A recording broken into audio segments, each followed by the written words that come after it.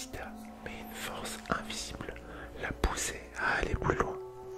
Elle monta lentement les escaliers, chaque marche produisant un craquement sinistre.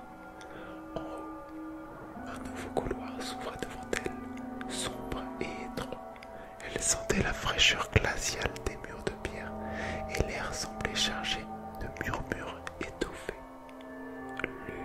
Lucie. Elle s'arrêta net. Elle avait clairement entendu son prénom, chuchoté d'une voix faible, presque supplié, mais il n'y avait personne autour d'elle. Le souffle court, elle reprit sa marche, suivant les murmures qui se faisaient de plus en plus distincts. Elle arriva devant une porte scellée par un vieux verrou rouillé. Elle hésita, mais un murmure à l'intérieur semblait l'appeler avec plus d'insistance. Ses mains tremblantes forcèrent le verrou et la porte s'ouvrit dans un grincement qui résonna dans tout le manoir. La pièce, derrière la porte, était une petite chambre, intacte malgré des années. Des meubles recouverts de draps, des bougies éteintes sur une coiffeuse et au centre, un miroir orné de dorures. Lucie s'approcha lentement et sentit un frisson lui parcourir l'échine en apercevant son reflet. Derrière elle, dans le miroir, un homme apparaissait. Il avait des cheveux noirs et une allure noble, mais son visage était marqué par une profonde tristesse. Elle se retourna brusquement, mais la chambre était vide. Elle reporta alors son regard vers le miroir et l'homme était toujours là, la regardant en silence. Elle resta figée, captivée par son regard. Aidez-moi, murmura-t-il dans un souffle qui semblait venir des profondeurs de la chambre. La voix était faible, comme si elle traversait les siècles. Il se présenta comme Charles de Lamare, le dernier héritier de la famille. Il lui raconta qu'il était mort tragiquement dans cette maison, trahi par sa propre famille, condamné à errer dans un manoir, dans le manoir pour l'éternité. Il cherchait désespérément la paix. Lucie sentit une étrange compassion pour lui, malgré la peur qui serrait son cœur. Il lui expliqua que son âme ne pourrait être libérée que si elle retrouvait un médaillon caché dans la maison, symbole de la trahison qu'il avait subie. Lucie, touchée par son histoire, accepta de l'aider. Elle fouilla la chambre, mais le médaillon restait introuvable. Puis, dans un tiroir de la coiffeuse, elle trouva un journal en cuir noir. Elle l'ouvrit et découvrit des notes écrites de la main de Charles.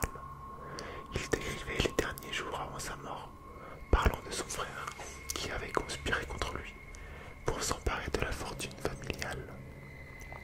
Dans ses écrits, il mentionnait que le médaillon avait été caché dans une salle secrète, accessible par un passage dissimulé derrière la bibliothèque du grand salon. Avec précaution, Lucie se rendit au grand salon, suivant les instructions du journal.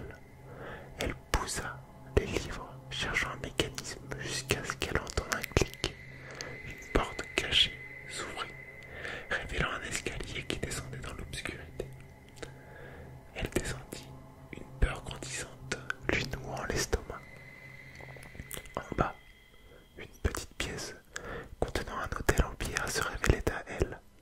Posé au centre de l'autel, un médaillon en argent brillait faiblement. Elle s'approcha et en touchant le bijou, elle ressentit une énergie étrange, comme un poids qui se libérait de l'air. Elle remonta rapidement dans la chambre et lorsque son regard croisa à nouveau le miroir, Charles se tenait là, son visage illuminé par un sourire de reconnaissance. « Merci Lucie, grâce à toi, je suis enfin libre. » Le reflet disparut peu à peu, se dissipant comme une brume au lever du jour. Lucie resta un moment, la pièce silencieuse autour d'elle, avant de quitter la maison. Lorsqu'elle sortit, elle remarqua que le vent avait cessé et que la lune brillait plus fort. Elle savait qu'elle venait d'accomplir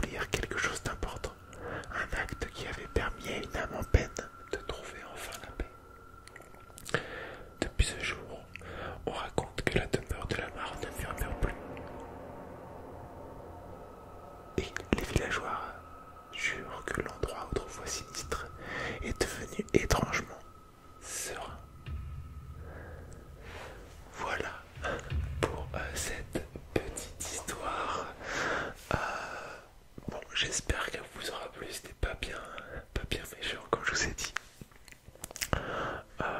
Voilà, histoire de faire une vidéo un peu sur le thème. Je sais qu'il y avait quelques années, j'avais sorti une vidéo qui avait complètement rien à voir avec Halloween. C'est vrai que je fais pas forcément une vidéo dans le thème chaque année. Cette année, j'avais envie, voilà, de raconter une sorte de petite histoire, mais pas bien méchante. Dites-moi si vous avez fêté Halloween, si vous comptez le faire peut-être ce soir ou peut-être demain. Je sais que moi, dans mon lotissement, il y a énormément d'enfants qui viennent sonner à la porte pour demander des bonbons. Donc bon, c'est une fois par an et ça fait toujours plaisir de voir plein de déguisements différents et tout. C'est vrai que c'est pas quelque chose que moi j'ai beaucoup fait en étant jeune. Donc voilà, je trouve ça plutôt drôle. Sur ce les amis, je vais vous souhaiter une très bonne nuit. Profitez bien de ce long week-end. Pour ceux qui ne bossent pas demain, parce que c'est férié, fêtez bien Halloween si c'est le